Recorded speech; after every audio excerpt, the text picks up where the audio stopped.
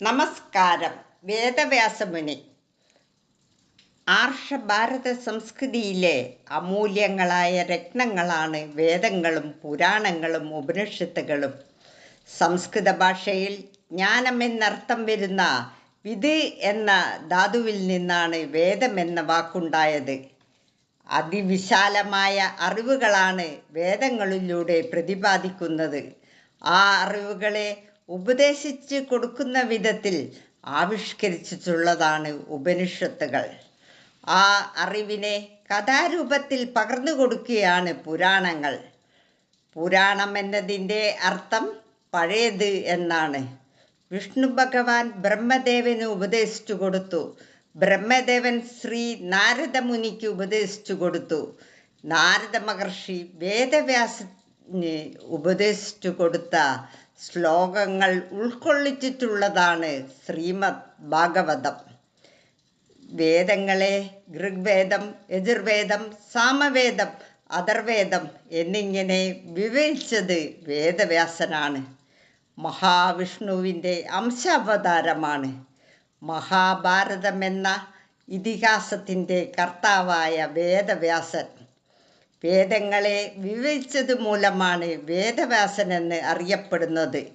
വ്യാസൻ പറഞ്ഞുകൊടുത്തു. വിഘ്നേശ്വരനായ ഗണപതിയാണ് പകർത്തി എഴുതിയത്.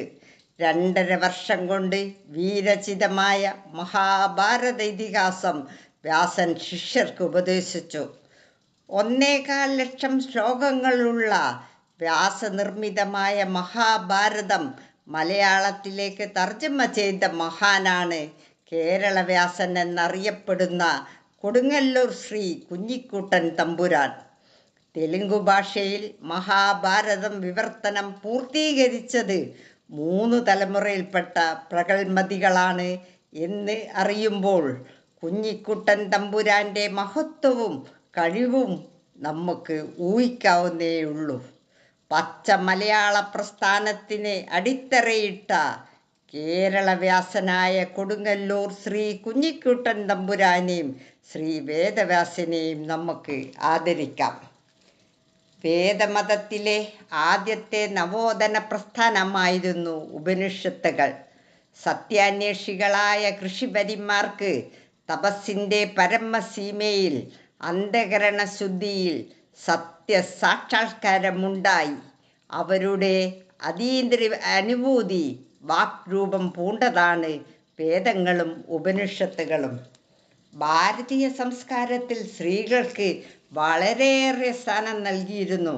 ഭാരതം വനിതകളെ വാനോളം ഉയരാൻ അവസരം നൽകിയ നാടാണ്. മാതൃദേവോ ഭവ, പിതൃദേവോ ഭവ, ആചാര്യദേവോ ഭവ, അതിഥിദേവോ ഭവ എന്ന ആചാരം ആചരിച്ചിരുന്നവരായിരുന്നു ഭാരതീയർ. ഭാരതീയർ പ്രഥമ സ്ഥാനം കൊടുത്തത് മാതാവിനാണ്. സ്ത്രീകൾക്ക് ഭാരതത്തിൻ്റെ സാംസ്കാരിക മേഖലയിൽ വലിയൊരു സ്ഥാനം ഉണ്ടായിരുന്നു. ജനകരാജാവിൻ്റെ നവരത്നങ്ങളിൽ ഒരാളായിരുന്നു ഗാർഗി. അഗസ്ത്യമുനിയുടെ ഭാര്യ ലോകമുദ്ര ഋഗ്വേദത്തിൽ അതീവ പ്രഗത്ഭയായിരുന്നു. ഉടവാളുമായി കുതിരപ്പുറത്ത് തൻ്റെ കുട്ടിയെ പുറത്ത് തുണിയിൽ കെട്ടി ഝാൻസി റാണി ലക്ഷ്മിബായി സ്ത്രീകളുടെ കായിക കരുത്തും സാമൂഹിക പ്രതിബദ്ധതയും പൂർവീക കാലത്തുണ്ടായിരുന്നു എന്ന് ഈ ചിത്രത്തിൽ നിന്ന് നമുക്ക് മനസ്സിലാക്കാം. നാരിയെ പൂജിക്കുന്നിടത്ത് ശ്രീ നാരായണൻ്റെ അനുഗ്രഹം ഒഴുകി വരും. നാരികളെ പൂജിക്കാത്ത ഇടത്ത് സകല ക്രിയകളും പാഴായിപ്പോകുമെന്ന് പുരാണങ്ങൾ പറയുന്നു. അവരെയാണ് ആദ്യം ഉയർത്തേണ്ടതെന്ന് ഭാരത സംസ്കൃതി പറയുന്നത് തന്നെ. ചിന്തകളിലും വാക്കുകളിലും അഗ്നി പരത്തിയ ഗാർഗി ലോകജനതയ്ക്ക് ഊർജമാണ്. ഏത് പുരുഷനെ വരിക്കണമെന്ന അധികാരം സ്ത്രീകൾക്ക് അന്നുണ്ടായിരുന്നു.